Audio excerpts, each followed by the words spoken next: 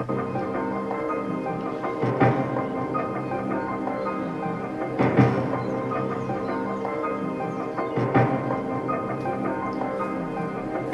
assunto hoje é sobre os efeitos da pregação da falsa mensagem. No livro de 1 Tessalonicenses 2, versículos 3 a 5 está escrito: Porque a nossa exortação não foi com engano, nem com imundícia, nem com fraudulência, mas como fomos aprovados de Deus para que o Evangelho nos fosse confiado, assim falamos, não como para agradar aos homens, mas a Deus que prova o nosso coração. Porque, como bem sabeis, nunca usamos de palavras lisonjeiras, nem houve um pretexto de avareza. Deus é testemunha. Os servos de Deus são despenseiros divinamente ordenados que são encarregados do Evangelho. É esse um grande privilégio, mas também solene responsabilidade. Paulo aos Coríntios escreveu: Além disso, o que se requer dos despenseiros é que cada um deles seja encontrado fiel. 1 Coríntios 4, versículo 2. Essa fidelidade contém pelo menos 3 elementos que precisam ser corretos: a mensagem, o motivo e o método. Consideremos esses 3 elementos e vejamos como se relacionam com a crise de integridade do Evangelho atual. Primeiro, a mensagem precisa ser correta. A mensagem correta é o Evangelho de Jesus Cristo, o Evangelho da graça de Deus. Há apenas um Evangelho, que se centraliza na morte, sepultamento e ressurreição de Jesus Cristo. O Evangelho é que Cristo morreu pelos nossos pecados, segundo as Escrituras, e que foi sepultado e ressuscitou ao 3º dia, segundo as Escrituras. 1 Coríntios 15, 3 a 4. Os pecadores que se arrependem e confiam em Jesus Cristo são perdoados e recebem de Deus uma nova vida em Cristo e a dádiva da vida eterna. 1 João 5, 10 a 13. Deus é de tal forma zeloso dessa mensagem que declara anátema todo aquele que pregar outro evangelho. Nós vemos isso no livro de Gálatas 1, versículo 6 a 9, que diz: Maravilho-me de que tão depressa passasseis daquele que vos chamou a graça de Cristo para outro evangelho, o qual não é outro, mas há alguns que vos inquietam e querem transtornar o evangelho de Cristo. Mas ainda que nós mesmos, ou um anjo do céu, vos anuncie outro evangelho, além do que já vos tenho anunciado, seja anátema. Assim como já vos dissemos, agora de novo também vos digo: se alguém vos anunciar outro evangelho, além do que já recebestes, seja anátema. Aqueles que mudarem essa mensagem, adicionando ou subtraindo algo, ou deturpando-a, são mestres falsos, infiéis ao Senhor, e correm o risco de sofrer o seu julgamento. A mensagem destes procede do engano. Quando os pregadores passam a pregar a mensagem errada, a igreja se corrompe. Não podemos separar a mensagem daquilo que Deus é, do que Deus fez no Calvário para nos salvar, do que Deus está fazendo no mundo hoje e do que Ele fará no futuro. Quando a pessoa fabrica o seu próprio evangelho, logo passa a praticá-lo e então começa a se corromper. Por segundo, não é suficiente pregar a mensagem correta. Precisamos pregar com os motivos certos. Paulo escreveu: Pois a nossa exortação não procede da impureza. 1 Tessalonicenses 2,3. Certa versão da Bíblia diz: de motivos impuros. Paulo não se fez perito em agradar homens a fim de se tornar um pregador popular, nem explorou o povo a fim de se tornar um pregador rico. O motivo básico do seu ministério era agradar a Deus, e foi isso que lhe deu forças. Ele sabia que Deus testava o seu coração constantemente para ver se os seus motivos eram puros. Poucas coisas corrompem a nossa virtude como a ganância, o desejo de ser popular e o sentimento que toma conta do nosso ser ao exercermos poder sobre pessoas que nos oferecem a sua adoração idólatra. Quando nossos motivos são errados, nosso ministério é errado, e as consequências são trágicas para nós, para aqueles que nos seguem e para a igreja toda. Talvez seja possível alguém sobre a terra ministrar com motivos absolutamente puros, mas pela graça de Deus nós podemos. Quando percebemos que estamos resistindo às críticas e cultivando os elogios, sabemos que algo está errado. Quando começamos a acreditar em todas as coisas agradáveis que dizem a nosso respeito, estamos em perigo. Se o nosso coração está reto perante Deus, o elogio deve tornar-nos humildes e não vaidosos. Nos últimos anos, a igreja tem tido celebridades de mais e servos de menos. Um número demasiado grande de pessoas com muitas medalhas, mas sem cicatrizes. observando as suas vidas e ouvindo as suas mensagens. Jamais saberíamos que o Evangelho se refere a um humilde judeu que foi pobre, rejeitado e crucificado. Nem tampouco suspeitaríamos que ele disse: bem-aventurados vós os pobres, porque vosso é o reino de Deus. Lucas 6:20. Ou ainda: mas ai de vós os ricos, porque tendes a vossa consolação. Lucas 6:24. A celebridade religiosa fabrica a mensagem que mais realce a sua popularidade e talvez aumente a sua renda. O servo verdadeiro se preocupa com a veracidade de sua mensagem. Em terceiro lugar, nossos métodos devem ser corretos. Não há lugar para fraude no ministério do Evangelho. A fraude não tem lugar na promoção do Evangelho. A fraude e a fé não andam de mãos dadas. Tenho ouvido cristãos sinceros dizer: não me preocupo com os métodos, contanto que a mensagem seja correta. Essas pessoas deviam considerar o fato fundamental de que a mensagem ajuda a determinar o método.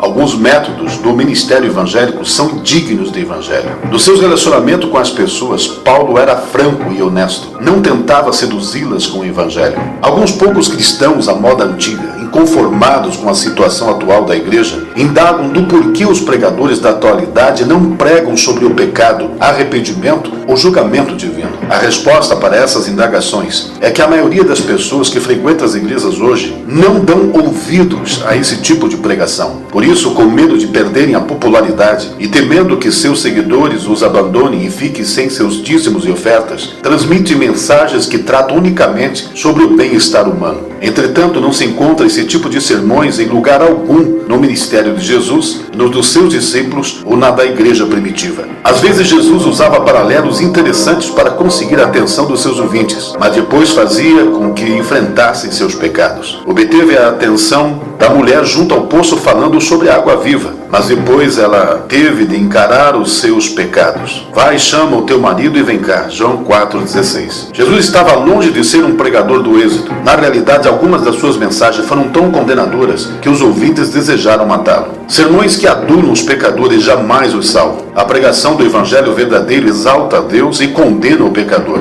Não estimula o orgulho do pecador. O ego pecaminoso do homem precisa ser esmagado perante um Deus santo. E é isso que a verdadeira mensagem do evangelho faz. Antes de podermos aceitar as boas novas a respeito de Jesus, precisamos aceitar as más novas sobre nós mesmos. A adoração tem sido definida como manipulação, não comunicação. Quando começamos a manipular as pessoas em vez de ministrar a elas, deixamos de ser fiéis dispenseiros do evangelho e despojamos as pessoas da oportunidade de tomar uma decisão por Jesus Cristo. Jesus e Paulo persuadiram as pessoas, não as seduziram, nem as coagiram, nem tampouco as exploraram. O Evangelho desfaz a capacidade de o pecador salvar a si próprio, mas jamais retira a responsabilidade do pecador de obedecer aos mandamentos de Deus. A adoração é apenas um dos expedientes usados pelos pregadores com o fim de seduzir o pecador incauto. A natureza humana decaída deseja crer em mentiras, especialmente nas mentiras religiosas, o que facilita o êxito dos demagogos. Demagogo é o indivíduo que promove seus próprios interesses, simulando uma dedicação profunda aos interesses dos outros. De todos os demagogos, os religiosos são os mais desprezíveis. Eles sabem como seduzir. Entretanto, mesmo diante das advertências bíblicas sobre a falsa mensagem, nós encontramos 4 formas de pregação que caracterizam o evangelho atual no meio do cristianismo. O evangelho do êxito, o evangelho instantâneo, o evangelho da facilidade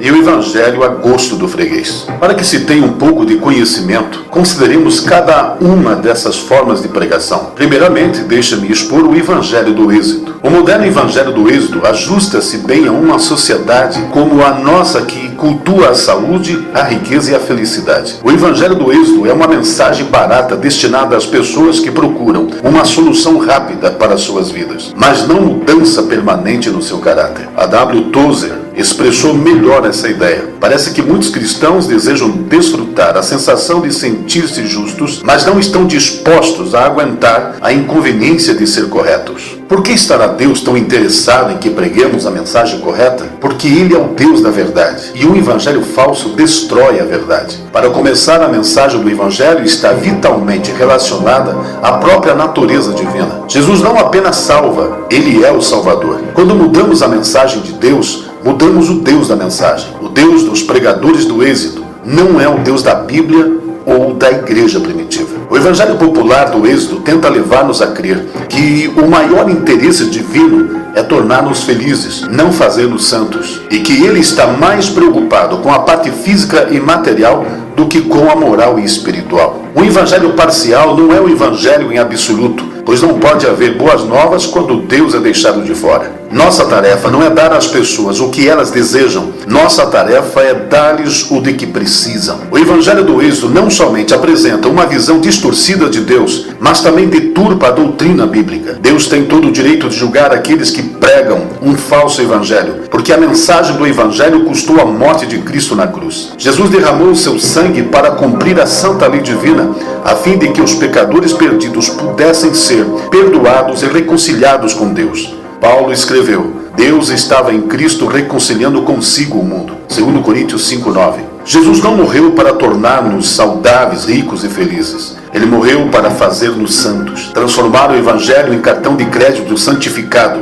que nos deu o privilégio de uma orgia de compras hedonista, em que a busca pelo prazer é o único propósito, é depreciar a coisa de mais alto preço que Deus já fez. Uma das coisas que deve deixar os pregadores do Êxodo perturbados é quando têm de enfrentar o fato de que, de acordo com a sua própria mensagem, Jesus não foi um êxito. Ele não foi rico humanamente e passou a vida entre os pobres e os desprezados. Foi um homem de dores e que sabe o que é padecer, como Isaías escreveu em seu livro, capítulo 53, versículo 3. Ele não foi uma celebridade com uma vida extravagante. Em sua vida e ministério, em seus ensinamentos e especialmente em sua morte, vemos o repúdio de Jesus Cristo pelo evangelho do êxito. Os pregadores do êxodo dão-nos uma visão deturpada de Deus, da vida cristã e da igreja. Segundo eles, a igreja de Jesus Cristo é um ajuntamento de pessoas felizes que desfrutam a vida. Segundo a Bíblia, a igreja é um ajuntamento de pessoas sofridas que procuram tornar-se santas na presença de Deus e úteis em um mundo necessitado. Mas, de conformidade com o evangelho do êxodo, os cristãos não deviam estar sofrendo de modo nenhum. A igreja é uma família que se reúne para encorajamento, nutrição espiritual e disciplina. É um exército que se agrupa a fim de se preparar para a batalha e a fim de ouvir as ordens de Deus. É um rebanho que procura a proteção de Deus em um mundo perigoso. Uma noiva que expressa devoção ao noivo celestial. Um grupo de servos que procuram conhecer a vontade do seu Mestre e Senhor. Reunimos-nos não para fugir da vida, mas para nos equipar e estimular mutuamente, a fim de voltarmos à vida com seus fardos e batalhas. É verdade que temos nossas horas de felicidade, mas não é esse o nosso alvo principal. Nossos objetivos são a santidade e a prestação de serviço. A felicidade é apenas um subproduto. Em segundo lugar, o evangelho moderno também é caracterizado como o evangelho instantâneo. Não é de admirar que, assim como foi inventado o chá, o café e o leite instantâneos, também no meio evangelho foi inventado o evangelho instantâneo. A introdução do evangelho instantâneo nas igrejas evangélicas foi como um vírus que veio a contagiar toda a igreja através de literatura, de filmes, evangelistas e missionários, espalhando-se assim por todo o mundo. O evangelho instantâneo acompanhou a idade da máquina. Os homens inventaram as máquinas com duas finalidades. Queriam fazer mais rapidamente o trabalho considerado importante e queriam ao mesmo tempo terminar logo suas tarefas, a fim de dedicar-se às coisas mais do seu agrado, tais como lazer ou gozar dos prazeres. O evangelho instantâneo serve agora aos mesmos propósitos na igreja. Ele ignora o passado, garante o futuro e libera o cristão para seguir as inclinações da carne com toda a boa consciência e um mínimo de restrição. Com a expressão evangelho instantâneo, estou me referindo ao tipo encontrado quase em toda parte nos círculos evangélicos, nascidos da ideia de que podemos livrar-nos de toda obrigação para com nossas almas através de um só ato de fé, ou no máximo 2, ficando tranquilos daí por diante quanto à nossa condição espiritual, sendo então permitido inferir que não existe razão para termos caráter santo. Esse tipo de cristianismo não se adapta de maneira alguma à fé apresentada no Novo Testamento. O evangelho instantâneo tende a considerar o ato de fé como um fim em si mesmo e sufoca o desejo de crescimento espiritual. Ele não compreende a natureza da vida cristã, que não é estática, mas dinâmica e expansionista. Ele passa por cima do fato de o novo cristão representar um organismo vivo, como um bebê recém-nascido, necessitado de nutrição e exercício a fim de assegurar o seu crescimento normal. Os defensores do evangelho instantâneo ignoram os efeitos santificadores do sofrimento, do do carregar da cruz e da obediência prática. Ouviram também a necessidade de treinamento espiritual, de formar hábitos cristãos corretos e de lutar contra o mundo, o diabo e a carne. Esse tipo de cristianismo livra da necessidade de vigiar, lutar e orar, e os considera liberados para gozar deste mundo enquanto aguardam o outro. O evangelho instantâneo é a doutrina do século XXI. Imagina se o apóstolo Paulo, que escreveu Filipenses 3, 7 a 16, o reconheceria como a fé pela qual morreu. Creio que não. Vejamos o que diz. Mas o que para mim era ganho, reputei-o perda por Cristo. E na verdade tenho também por perda todas as coisas, pela excelência do conhecimento de Cristo Jesus, meu Senhor, pelo qual sofri a perda de todas as coisas e as considero como esterco para que possa ganhar a Cristo. E seja achado nele, não tendo a minha justiça que vem da lei, mas a que vem pela fé em Cristo, a saber, a justiça que vem de Deus pela fé, para conhecê-lo e a virtude da sua ressurreição e a comunicação de suas aflições, sendo feito conforme a sua morte, para ver se de alguma maneira eu possa chegar à ressurreição dos mortos. Não o que já tenha alcançado ou que seja perfeito, mas prossigo para alcançar aquilo para o que fui também preso por Cristo Jesus. Irmãos, quanto a mim, não julgo que o haja alcançado, mas uma coisa faço, e é que, esquecendo-me das coisas que atrás ficam e avançando para as coisas que estão diante de mim, prossigo para o alvo, pelo prêmio da soberana vocação de Deus em Cristo Jesus. Pelo que todos quantos já somos perfeitos, sintamos isto mesmo, e se sentis alguma coisa de outra maneira, também Deus vô-lo revelará. Mas naquilo a que já chegamos, andemos segundo a mesma regra e sintamos o mesmo. Em terceiro, quero apresentar o Evangelho da Facilidade. Estamos vivendo dias em que a igreja busca um evangelho de facilidades. Poucos se comprometem com o reino, pois sua vida, seus desejos e vaidades estão como prioridade. Desse jeito, a cruz se torna algo pesado e o peregrino deseja algo que lhe seja menos desgastante. Retiram por livre escolha o que julga desnecessário para chegar ao céu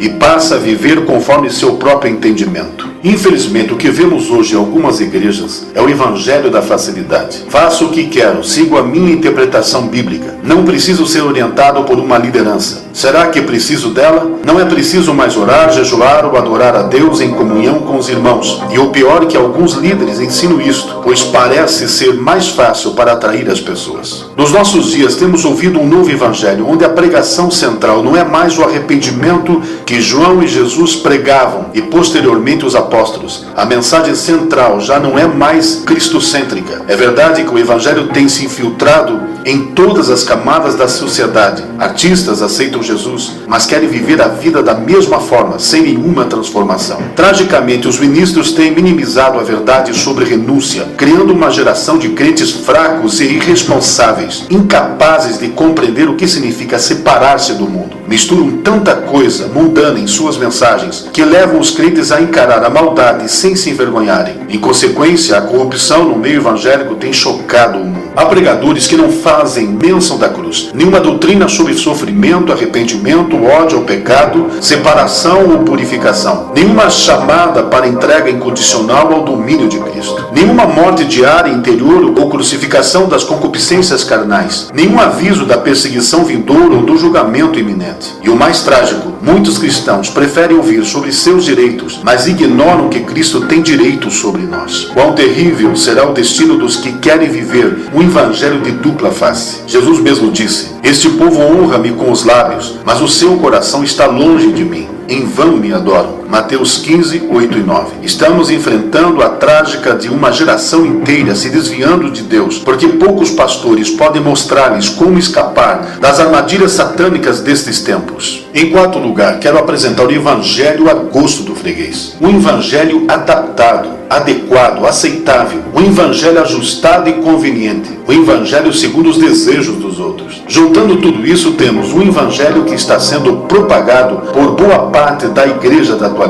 Ele é aceitável, adequado e conveniente. Um evangelho que se submeteu aos desejos e a perversidade de homens pecaminosos. O evangelho adaptado e ajustado para atrair e satisfazer pecadores. Foi criado para suavizar o nosso estilo de vida. Ele foi inventado pela artimanha de mensageiros que não têm compromisso com a verdade. Esse tipo de evangelho está varrendo o mundo e influenciando ministros de todas as denominações e está produzindo megas igrejas. É um evangelho que não confronta e foi convenientemente adaptado. Ele dá comidinha na boca da congregação por meio de parábolas, paródias, humorísticas, dramas, pequenas aberrações, visando sobretudo conquistar amigos. Igrejas que querem agregar amigos do evangelho. Esse tipo de estratégia, como chamam, se espalhou por todo o mundo e aqui no Brasil está influenciando a maioria das igrejas. Uma equipe da igreja sai ao redor da comunidade perguntando às pessoas do bairro o que elas acham ofensivo quando eles vão à igreja, lançando a pergunta: por que você não vai à igreja? E o que acha que é ofensivo nela? E o que é preciso ser feito para vocês irem à nossa igreja? O que faz com que se sentem confortáveis? O que gostariam que mudasse? O que gostariam de ver? Apenas digam como gostariam que a igreja fosse. Então eles projetam um programa para a igreja ficar confortável para os pecadores e tornar amigável para eles. Que eles a chamem de amigas de pecadores ou a chamem de fazedoras de amigos, tentando atraí-los para a casa de Deus. As igrejas funcionam como empresas e os pastores são diretores executivos. E isso é um grande negócio. E essa forma tem sido aplicada com esperteza e ensinada em seminários pela maioria das igrejas do mundo. Ela achou espiritual em seus objetivos. Parece que Jesus está no centro de tudo. Entretanto, temos que nos lembrar das palavras do apóstolo Paulo, escrito no livro de Gálatas. Ele falou da vinda de um outro evangelho diferente do que ele tinha pregado. Em Gálatas 1, 6 a 9, nós lemos: ele, admirado, disse: maravilho-me de que tão depressa passasses daquele que vos chamou a graça de Cristo para outro evangelho. É o que estamos ouvindo hoje, um evangelho pregado por ministros que perderam a presença de Deus, mudaram a forma de pensar e modificaram a forma de pregar, ou seja, modificaram o evangelho de Cristo. Eles modificaram o evangelho para ele se acomodar ao pecador, para se acomodarem aos seus prazeres e a todas as suas necessidades. Eles estão projetando o evangelho com o seu próprio Cristo e com a sua própria doutrina. Contra isso, Paulo também adverte: mas se nós, ou mesmo um anjo vindo do céu, vos pregar qualquer outro evangelho além do que temos pregado a vós, seja anátema, que significa maldito.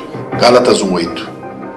Seja anátema, foi o que Paulo disse. Com isso, ele quis dizer que se alguém pregar outro evangelho além do que vocês têm ouvido, se alguém pregar qualquer coisa que não seja o Cristo crucificado, se alguém pregar qualquer coisa que satisfaça o homem no seu pecado, esse não é o verdadeiro evangelho. Disse Paulo: e aquele que pregar outro evangelho, seja anátema. Diante dessas palavras, podemos concluir que um homem de Deus pode começar pregando o evangelho verdadeiro durante algum tempo, mas algo do inferno envolve seu coração, um espírito, algo demoníaco, e ele muda e passa a pregar um outro evangelho, um evangelho mudado pelo homem. Amigos, isso está acontecendo todo dia, está acontecendo aqui no Brasil e em todo o mundo. Quando o homem fica insatisfeito de pregar um evangelho simples e se cansa de pregar e buscar a Deus e volta os seus olhos para as pessoas, para os números, com o desejo de ser popular, ele passa a querer ser considerado como todos os outros. Eu quero ser um sucesso. Então ele busca uma fórmula, e essa forma baseada no evangelho de êxito, sucesso e facilidade, o que é contrário a tudo o que existe nas Escrituras. O apóstolo Paulo declarou: eu me determinei a pregar o evangelho de Cristo em demonstração do Espírito Santo e de poder. Ele disse: porque eu me propus nada a saber entre vós, senão a Jesus Cristo e esse crucificado. 1 Coríntios 2:2. Os pregadores do evangelho moderno se caracterizam com o que Paulo disse sobre os últimos dias: mais amigos dos prazeres do que amigos de Deus. 2 Timóteo 3:4. Eles vão amar os seus esportes, eles vão amar os seus filmes proibidos para menores, vão amar os seus vídeos, vão amar seus divertimentos, vão amar as músicas mundanas que estão cheias de sensualidade e vão amar todas essas coisas sensuais. A Bíblia diz que eles vão amar essas coisas, e para que suas igrejas se encham, eles não vão pregar contra qualquer concupiscência mundana. Paulo disse desses homens: esses resistem à verdade, homens com uma mente corrompida e cheios de falsidade em relação à fé. Segundo Timóteo 3,8, tornaram-se falsificadores. Tais pregadores dizem em seus púlpitos e reuniões: nós estamos aqui não para ofender, mas para fazer de nossa igreja um lugar confortável. Essas 4 formas de mensagens que apresentamos, o evangelho do êxodo, o evangelho instantâneo, o evangelho da facilidade e o evangelho a gosto do freguês, juntos formam o evangelho do conformismo. Um evangelho que entrou em conformidade com o mundo, que se tornou amigo do mundo, mas ao mesmo tempo se tornou inimigo de Deus. Paulo escreveu: não vos conformeis com este mundo, mas transformai-vos pela renovação do vosso entendimento, para que experimenteis qual seja a boa, agradável e perfeita vontade de Deus. Romanos 12:2. Tiago também escreveu: adúlteros e adúlteras, não sabeis vós que a amizade do mundo é inimizade contra Deus? Portanto, qualquer que quiser ser amigo do mundo, constitui-se inimigo de Deus. Tiago 4:4. Meus irmãos e amigos, haverá pastores no dia do juízo ouvindo essas terríveis palavras: filho do homem, eu fiz de ti um atalaia, para ouvir a palavra de minha boca e para adverti-los da minha parte. Ezequiel 3:17. Também lemos: tu deverias dizer a eles que o perverso certamente morrerá. Tu não os avisaste, não os alertaste, para que abandonassem os seus caminhos perversos, para salvarem as suas vidas. Esses homens perversos morreram em seus pecados, mas agora eu vou requerer o sangue deles das tuas mãos. Ezequiel 33:6 e 7. Paulo também alerta sobre esse tipo de pregação. Muitos andam entre vós, dos quais repetidas vezes eu vos dizia, e agora vos digo até chorando, que são inimigos da cruz de Cristo. O fim deles é perdição, e o Deus deles é o seu ventre, e a sua glória está na sua infâmia, visto que só pensam nas coisas terrenas. Filipenses 3:18 e 19. Dê ouvidos a este alerta, seja você pregador ou não. Quer ouçam, quer deixem de ouvir. Deus sempre envia atalaias para alertar o seu povo. Diante de tudo o que vimos até aqui, temos que concordar que a verdade tem sumido da maioria dos púlpitos e anda tropeçando pelas ruas, tal qual disse Isaías. Pelo que o direito se tornou atrás e a justiça se pôs de longe. Porque a verdade anda tropeçando pelas ruas e a retidão não pode entrar. Sim, a verdade sumiu e quem se desvia do mal é tratado como presa. E o Senhor ouviu e desagradou-lhe o não haver justiça. Isaías 59:14 e 15. Muitos que se dizem cristãos na atualidade não querem ouvir a verdade, tal como Isaías também escreveu. Pois este é um povo rebelde, filhos mentirosos, filhos que não querem ouvir a lei do Senhor, que dizem aos videntes: não vejais, e aos profetas: não profetizeis para nós o que é reto, dizei-nos coisas aprazíveis, tende para nós enganadoras lisonjas. Isaías 39:10. Tem se cumprido a profecia de Paulo quando disse: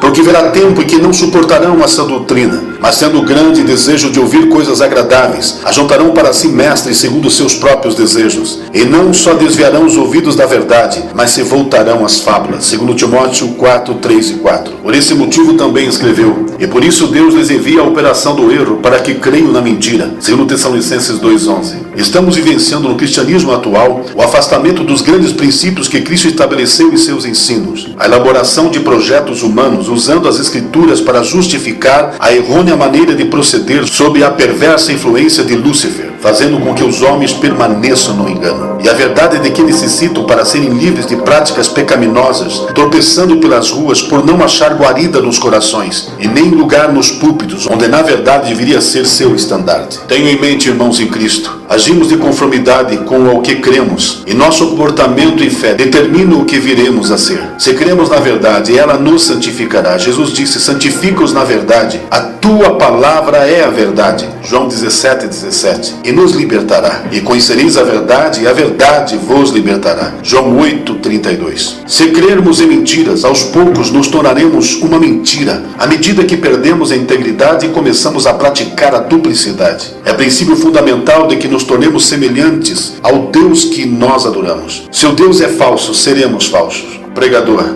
seja você pastor, evangelista, presbítero, missionário, diácono, não importa o título que tenha, ou se tu és uma simples testemunha de Cristo. Não pregue sem sentir o peso da responsabilidade de pregar a mensagem verdadeira para a salvação dos perdidos e preservação dos salvos, pois a pregação verdadeira é algo que o inferno estremece, A terra precisa e o céu ordena. Preguem a verdade, somente a verdade, nada mais do que a verdade. Não negociem a verdade por nada. Só a verdadeira mensagem liberta o pecador e o conduz à salvação. Os efeitos da pregação de uma falsa teologia são desastrosos. É duro dizer, mas a verdade é que a falsa mensagem que está sendo pregada hoje, que deixa as pessoas viverem em conformidade com o mundo, levará mais pessoas para o inferno do que todas as guerras que houve nesses 2 últimos séculos.